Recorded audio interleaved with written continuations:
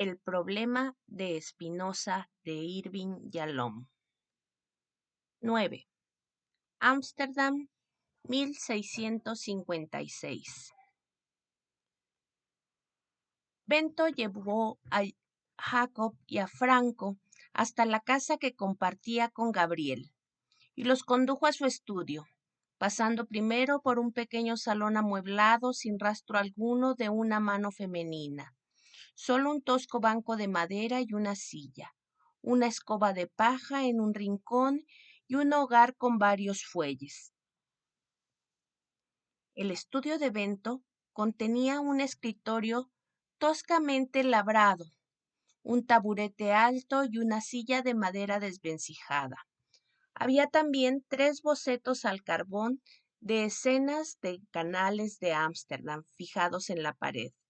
Encima de 2 estanterías pandeadas por el peso de una docena de libros bien encuadernados, Jacob se encaminó inmediatamente hacia las estanterías para ver los títulos de los libros. Pero Bento les hizo señas a él y a Franco para que se sentaran mientras él iba a buscar otra silla a la habitación contigua. Ahora a trabajar, dijo alzando su ejemplar muy gastado de la Biblia hebrea. Lo dejó caer pesadamente en el centro de la mesa y lo abrió para que Jacob y Franco lo inspeccionaran. De pronto lo pensó mejor y se detuvo cerrando el libro de nuevo. Cumpliré mi promesa de mostraros exactamente lo que dice nuestra Torá, o no dice, sobre lo que los judíos sean el pueblo elegido, pero prefiero empezar con mis principales conclusiones que son consecuencia de años de estudio de la Biblia. Con la aprobación de Jacob y de Franco, Bento empezó. El mensaje central de la Biblia sobre Dios es, creo yo, que Él es perfecto, completo y posee sabiduría absoluta. Dios es todo y creó el mundo y todo lo que hay en él. ¿Estáis de acuerdo? Franco asintió rápidamente. Jacob lo pensó. Estiró el labio inferior, abrió el puño derecho para mostrar la palma y ofreció un asentimiento cauto y lento. Puesto que Dios es, por definición, perfecto y no tiene necesidad alguna de ello, se sigue que no creó al mundo para él mismo, sino para nosotros. Repito, puesto que Dios es, por definición, perfecto y no tiene necesidad alguna de ello, se sigue que no creó al mundo para él mismo, sino para nosotros.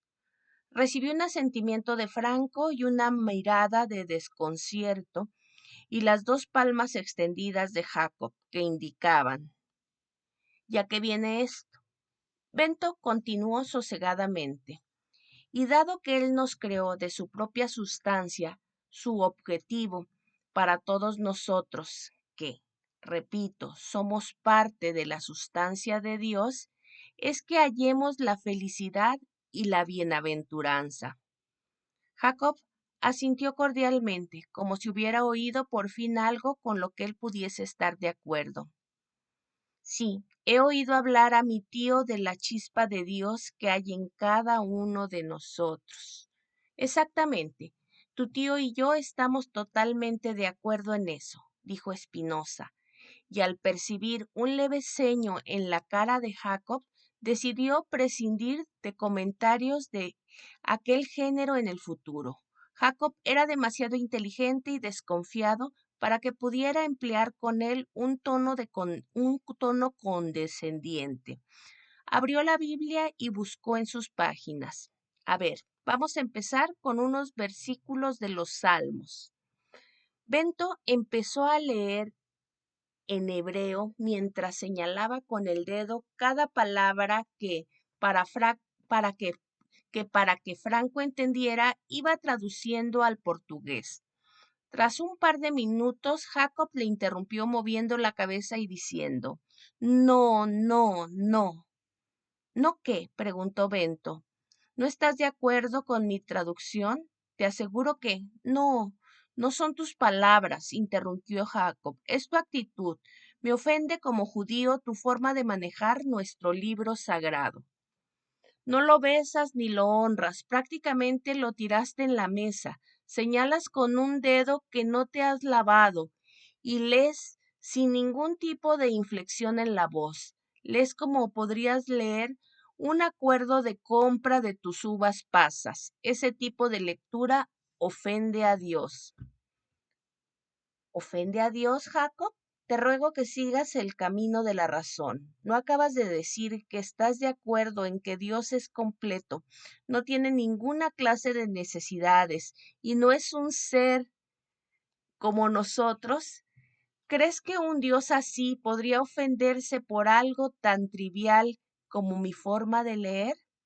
Jacob movió la cabeza en silencio, mientras Franco asentía mostrando su conformidad y aproximaba más su asiento a Bento. Bento continuó leyendo en voz alta el salmo en hebreo y traduciendo al portugués para Franco. El Señor es benigno con todos y sus amorosas mercedes se extienden a todas sus obras. Bento se saltó parte del salmo y siguió leyendo. El Señor está cerca de todos los que lo invocan. Creedme, dijo, puedo encontrar muchos pasajes como este que afirman claramente que Dios ha otorgado a todos los hombres el mismo entendimiento y ha formado del mismo modo sus corazones. Bento desvió su atención a Jacob, que movió la cabeza de nuevo, indicando su discrepancia. ¿No estás de acuerdo con mi traducción, Jacob?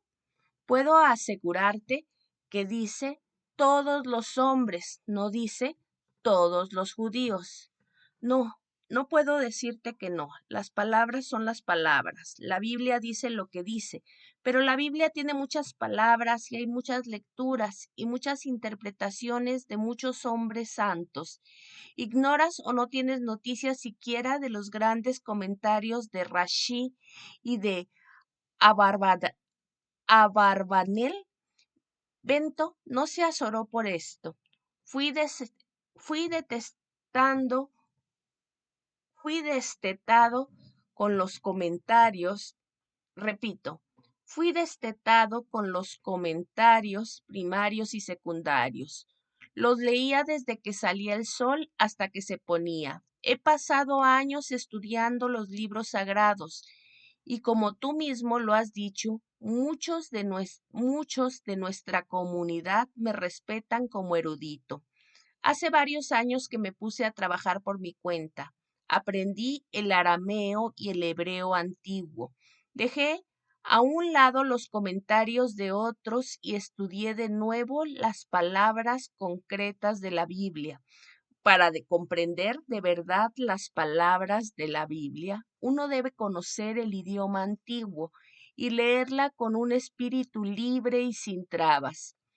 Quiero que leamos y comprendamos las palabras exactas de la Biblia, no lo que piensan algunos rabinos que significan, no unas metáforas imaginarias que los estudiosos dicen ver, y ninguno de los mensajes secretos que ven los cabalistas en ciertos órdenes de palabras y en supuestos valores numéricos de las letras.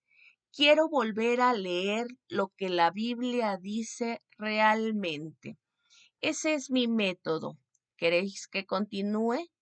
Sí, sigue, por favor, dijo Franco, pero Jacob vacilaba. Era evidente su agitación, pues en cuanto había visto que Bento hacía énfasis en la frase todos los hombres, se había dado cuenta de a dónde se dirigía su argumentación. Podía oler la trampa. Inten- intento, intentó una maniobra preventiva. Aún no has contestado a mi simple y apremiante pregunta. ¿Niegas que los judíos son el pueblo elegido? Jacob, tus preguntas son las preguntas incorrectas. Es evidente que no estoy siendo lo suficientemente claro. Lo que yo quiero hacer es poner en entendimiento toda tu actitud hacia la autoridad. No es cuestión de si yo lo niego o si de algún rabino u otro estudioso lo defiende. No miremos hacia arriba, hacia alguna gran autoridad. Miremos las palabras de nuestro libro sagrado. ¿Qué nos dicen? ¿Qué dice nuestra felicidad y bienaventuranza verdaderas? Y bienaventuranza verdaderas consisten únicamente en el goce de lo que es bueno. La Biblia no nos dice que nos orgullezcamos del hecho de que nosotros, los judíos, somos los únicos dichosos, o que gocemos de una dicha mayor que los demás ignoran, o que gocemos de una dicha mayor porque los demás ignoran la verdadera felicidad. Jacob no mostraba indicio alguno de dejarse convencer, así que Bento probó con otra táctica. Déjame que te dé un ejemplo de nuestra propia experiencia de hoy. Antes, cuando estábamos en la tienda, me enteré de que Franco no sabe nada de hebreo. ¿De acuerdo? Sí. Entonces dime esto. ¿Debería en consecuencia regocijarme yo de saber más hebreo que él? ¿Su ignorancia del hebreo me hace más culto a mí de lo que era hace una hora? Alegrarnos de nuestra superioridad sobre los demás no es santo, es infantil o malévolo, ¿no te parece? Jacob transmitió su escepticismo encogiendo los hombros, pero Bento se sintió fortificado. Oprimido por los años de obligado silencio, saboreaba ahora la oportunidad de expresar en voz alta muchos de los argumentos que había estado elaborando. Se dirigió a Jacob. Supongo que estás de acuerdo en que la santidad reside en el amor. Es el mensaje supremo y fundamental de todas las escrituras y también del testamento cristiano. Debemos establecer una distinción entre lo que la Biblia dice y lo que los profesionales de la religión dicen que dice. Rabinos y sacerdotes definen demasiado a menudo sus propios intereses egoístas con interpretaciones tendenciosas, interpretaciones que aseguran que solo ellos tienen la llave de la verdad. Bento vio por el rabillo del ojo que Jacob y Franco intercambiaban miradas de asombro. Sin embargo, insistió. Mira aquí, en Reyes 3:12. Espinosa abrió la Biblia por una página que tenía marcada con un hilo rojo. Escuchad lo que Dios dice a Salomón. No habrá nadie tan sabio como tú en el tiempo futuro. Pensad ahora los dos un momento en este comentario de Dios. Esto es prueba sin duda de que las palabras de la Torá no se pueden interpretar literalmente. Hay que interpretarlas de acuerdo con el contexto, la época. ¿El contexto?, interrumpió Franco. Me refiero al lenguaje y a los acontecimientos históricos del periodo. No podemos entender la Biblia desde el lenguaje de hoy. Hemos de leerla teniendo en cuenta las convenciones lingüísticas de la época en que se escribió y se compiló, y de eso hace unos 2000 años. ¿Qué? Exclamó Jacob. Moisés escribió la Torá, los primeros 5 libros, hace mucho más de 2000 años. Ese es un tema importante. Volveré a él en un par de minutos. De momento sigamos con Salomón. Lo que yo quiero decir es que el comentario de Dios a Salomón es simplemente una expresión utilizada para indicar una sabiduría grande y superior, y su propósito es aumentar la felicidad de Salomón. ¿Acaso podéis creer que Dios esperaba que Salomón, el más sabio de todos los hombres, se alegrase de que los demás fuesen siempre menos inteligentes que él?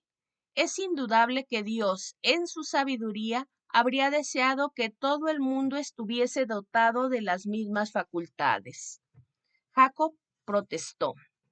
No entiendo de qué hablas. Coges unas cuantas palabras o unas cuantas frases, pero ignoras el hecho evidente de que estamos elegidos por Dios. La Santa Biblia lo dice una y otra vez. Bueno, vamos a ver en Job, dijo Bento sin sentirse afectado por la interrupción.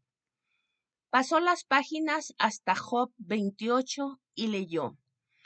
Todos los hombres deberían evitar el mal y hacer el bien.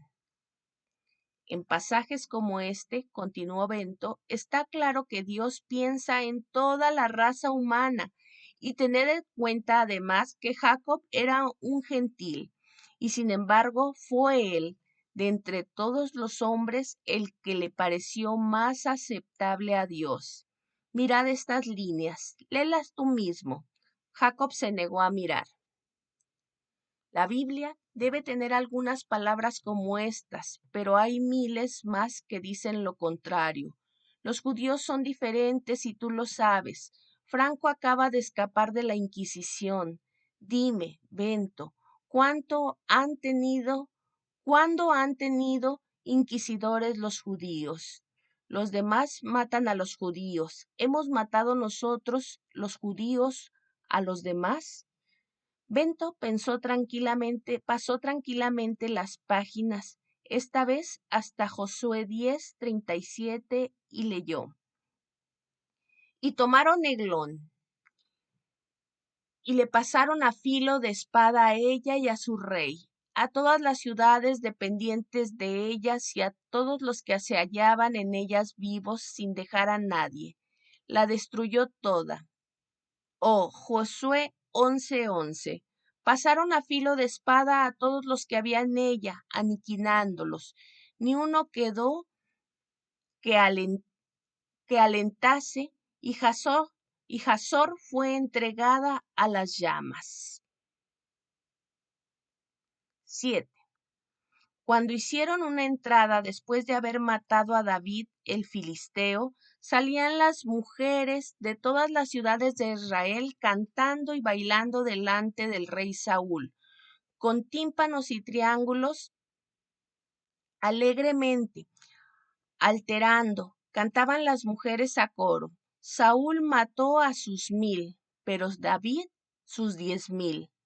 Lamentablemente hay muchas pruebas en la Torá de que, cuando los israelitas tenían poder, eran tan crueles y tan implacables como cualquier otra nación. No eran moralmente superiores, más justos o más inteligentes que otras naciones antiguas. Solo eran superiores en que tenían una sociedad bien ordenada y un gobierno superior que les permitió mantenerse unidos durante mucho tiempo.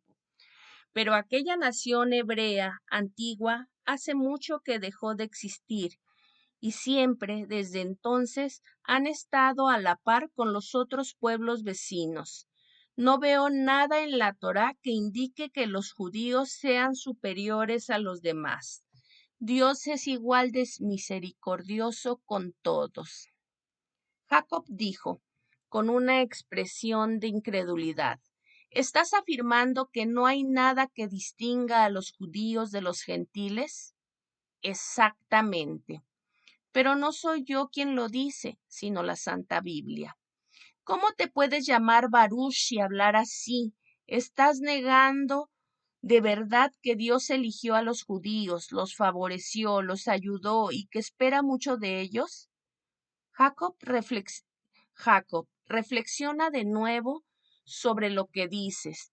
Te lo recuerdo otra vez. Los seres humanos eligen, favorecen, ayudan, valoran, esperan.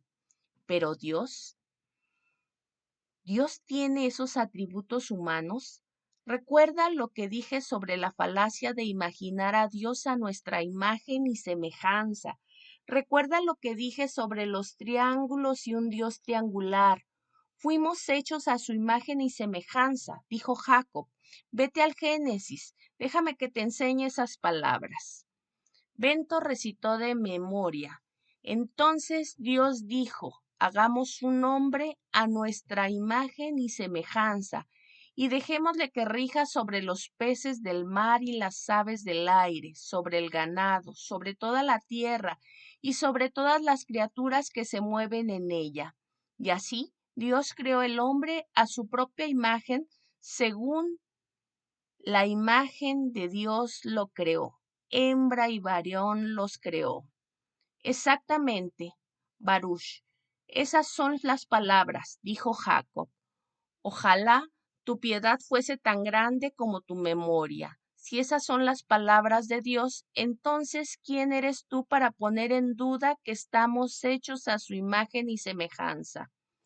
Jacob, usa esa razón que Dios te dio. No podemos interpretar estas palabras literalmente, son metáforas. ¿De verdad crees que nosotros, los mortales, algunos sordos o jorobados, o estreñidos o desmembrados, estamos hechos a imagen y semejanza de Dios?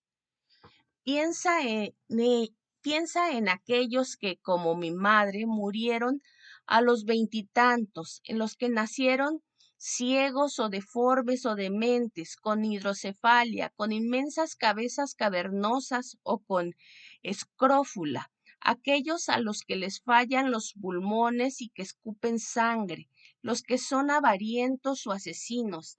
¿También ellos están hechos a imagen de Dios?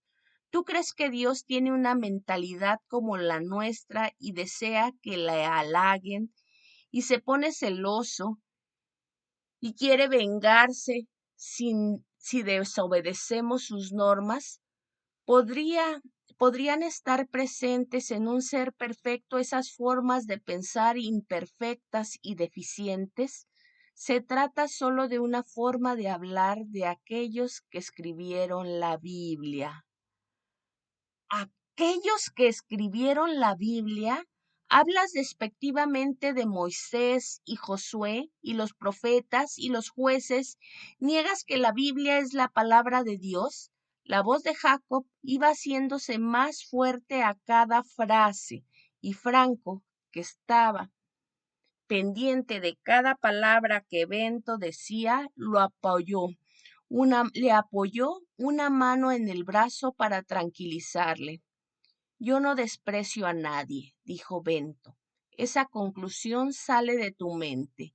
Lo único que digo es que las palabras y las ideas de la Biblia proceden de la mente humana, de los hombres que escribieron esos pasajes e imaginaron.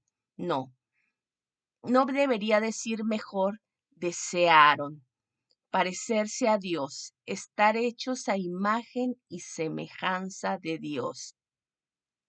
Así que niegas que Dios hable a través de las voces de los profetas. Es evidente que todas las palabras que la Biblia dice son palabras de Dios. Tienen su origen únicamente en la imaginación de los profetas. Imaginación, dice. Jacob se puso la mano delante de la boca abierta, horrorizado, mientras Franco intentaba reprimir una sonrisa. Bento sabía que cada frase que salía de sus labios escandalizaba a Jacob, pero no podía contenerse. Se sentía entusiasmado rompiendo sus grilletes de silencio y expresando en voz alta todas las ideas que había ponderado en secreto o compartido con el rabino solo de una forma muy velada. Aunque le vino al pensamiento la advertencia de Van den Enden, de Caute, hijo mío, ignoró la razón por una vez y se lanzó adelante.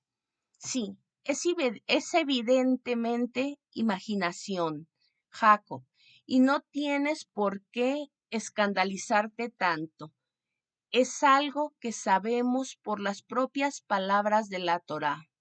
Bento percibió por el rabillo del ojo la sonrisa de Franco y continuó. Mira, Jacob, lee conmigo este versículo del Deuteronomio 30:10. ¿No ha vuelto a surgir en Israel profeta semejante a Moisés, con quien cara a cara tratase el Señor? Ahora, Jacob, consideran lo que eso significa. Tú sabes, claro, que la Torá nos dice que ni siquiera Moisés vio el rostro del Señor, ¿verdad? Jacob asistió. Sí, la Torá dice eso. Entonces, Jacob, por un lado, hemos eliminado esa visión cara a cara y por otro tenemos que Moisés oyó la verdadera voz de Dios y que ningún profeta después de Moisés oyó su verdadera voz. Jacob no tenía respuesta para esto. Explícame eso a mí, dijo Franco. Explícame eso a mí, dijo Franco, que había estado escuchando atentamente cada palabra de Bento. Si ninguno de los otros profetas oyó la voz de Dios, entonces, ¿de dónde proceden las profecías? Bento contestó rápidamente dando la bienvenida a la participación de Franco. Yo creo que los profetas eran hombres dotados de una imaginación excepcionalmente expresiva, pero no tenían una capacidad de razonamiento muy elevada. Entonces, Bento, dijo Franco, ¿tú crees que las profecías milagrosas son solo fruto de la imaginación de los profetas? Exactamente. Es como si no hubiese nada sobrenatural, continuó Franco. Haces que parezca que todo es explicable. Eso es precisamente lo que creo. Todo, y quiero decir todo, tiene una causa natural. Para mí, dijo Jacob, que había estado mirando furioso a Bento mientras hablaba sobre los profetas, hay cosas que solo conoce Dios, cosas que se deben solo a la voluntad de Dios. Yo creo que cuando más separamos, menos serán las cosas que... Yo creo que cuanto más separe, se, yo creo que cuanto más sepamos, menos serán las cosas que solo conoce Dios. En otras palabras, cuanto mayor es nuestra ignorancia, más atribuimos a Dios. Repito, yo creo que cuanto más sepamos, menos serán las cosas que solo conoce Dios. En otras palabras, cuanto mayor es nuestra ignorancia, más atribuimos a Dios. ¿Cómo puedes atreverte a... Jacob lo interrumpió Bento. Revisemos por qué estamos los tres reunidos. Veniste a verme porque Franco estaba en una crisis espiritual y necesitaba ayuda. No os busqué yo.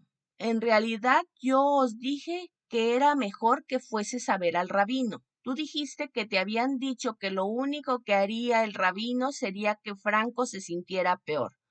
¿Te acuerdas? Sí, eso es verdad, dijo Jacob. Entonces, ¿de qué sirve que tú y yo nos enredemos en esta disputa? En vez de eso, solo hay una cuestión real. Bento se volvió a Franco. Dime, ¿te estoy sirviendo de ayuda? ¿Te ha servido de ayuda a algo de lo que yo he dicho? Todo lo que has dicho me ha resultado confortante, dijo Franco. Me estás ayudando a recuperar la cordura. Estaba perdiendo el rumbo. Y tu claro pensamiento, tu forma de no aceptar nada basado en la autoridad es algo que nunca había oído. Veo la cólera de Jacob y pido disculpas por él, pero en cuanto a mí, sí me has ayudado. En ese caso, dijo Jacob poniéndose de pie, hemos conseguido lo que veníamos a buscar y nuestra tarea ha terminado. Franco pareció sorprenderse por eso y siguió sentado. Pero Jacob lo cogió por el codo y lo condujo hacia la puerta.